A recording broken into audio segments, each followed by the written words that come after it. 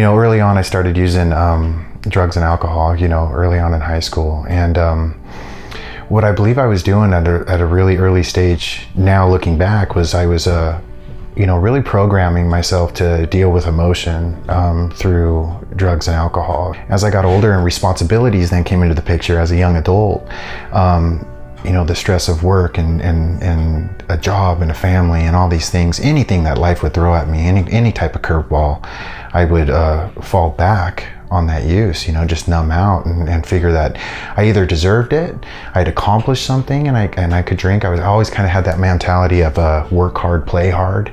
Life was something that I had to push through and you just struggled, right? You got up every day and you grinded through it, and at the end of the day, I deserved to check out, relax. Well, that got dark, man, and life was not something that I didn't care for it too much.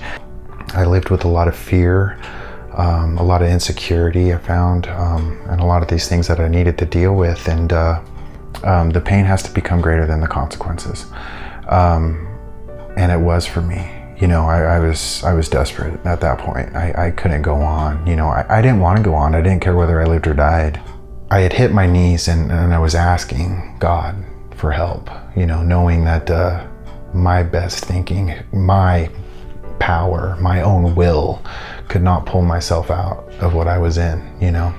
I needed to be well. My wife actually started looking around for a treatment center and found the Brick House. You're not just a patient here, it's your group, what the camaraderie and the connection that you find with your group here is nothing short of a miracle or God's work, in my opinion. We suffer alone. We do. We suffer alone, but we recover together. I take those things that I learned here home and I practice these principles and these values that I learned here in my workplace, and it's just been amazing. What's awesome about Brick House is they meet you where you're at.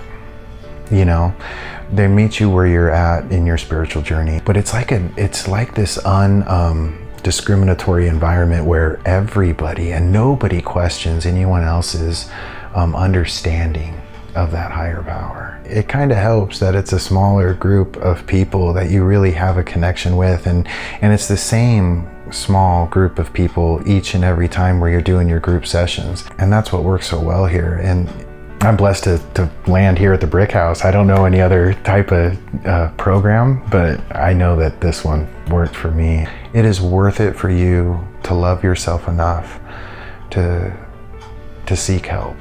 In fact, that takes a tremendous amount of courage to walk through this door and say that I need help. And there is absolutely nothing wrong with that. Just reach out. Just give something else a chance.